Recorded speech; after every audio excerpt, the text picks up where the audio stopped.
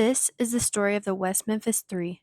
Let's go back to May 6th, 1993, in the Arkansas subdivision of Robin Hood Hills. Here, the bodies of three young boys were found in a water-filled ditch in a wooded area.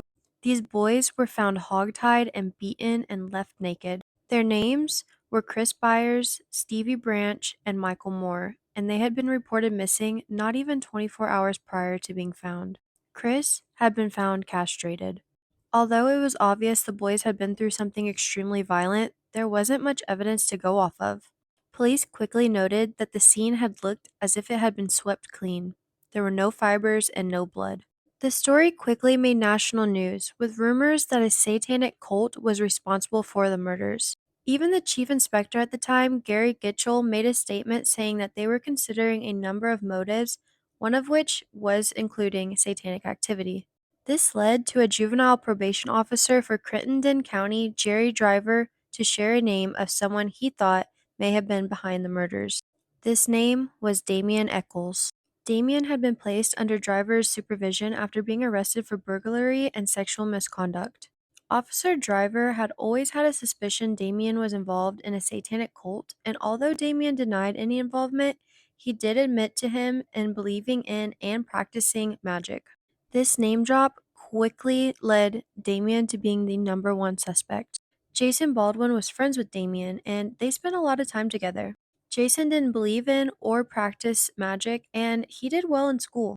Unfortunately for him, his association to Damian alone made him a second suspect. Soon after, Jesse Miskelly Jr. became the third suspect.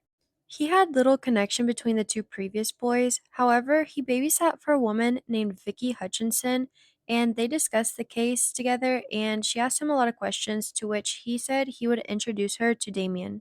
At this point, Damien was a well-known suspect, and Vicki told police that she convinced Damien to take her to a witches' gathering, and Jesse went with them.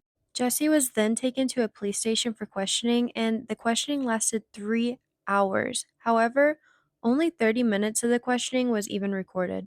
By the end of this, they had their confession from Jesse, and not only did he incriminate himself, but also Damien and Jason. However, his confession was not consistent with the crime scene, and during his confession, parts of his story contradicted each other.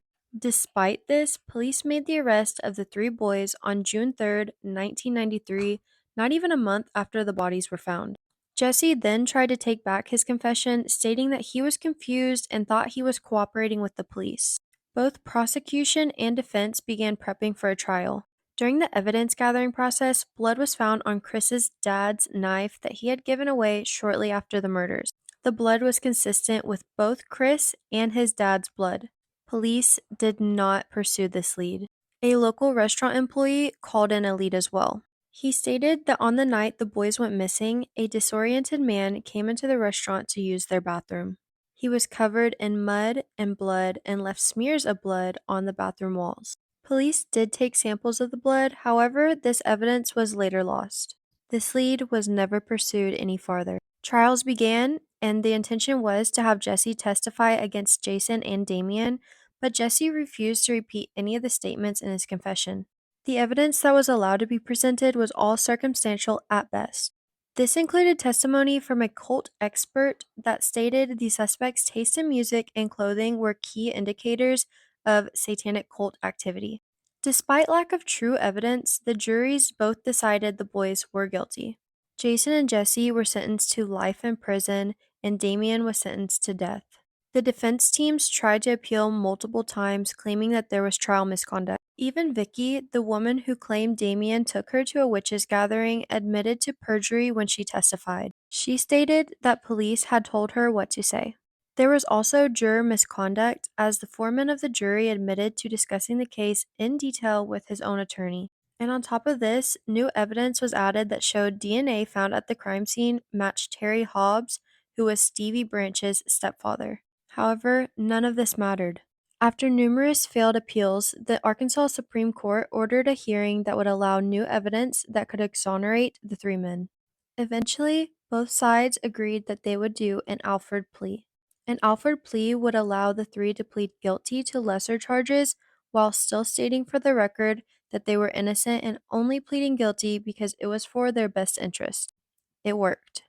All three were released on time served after 18 years.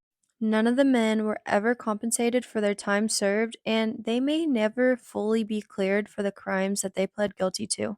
To this day, the murders of the 8-year-old boys, Chris Byers, Michael Moore, and Stevie Branch, has remained unsolved.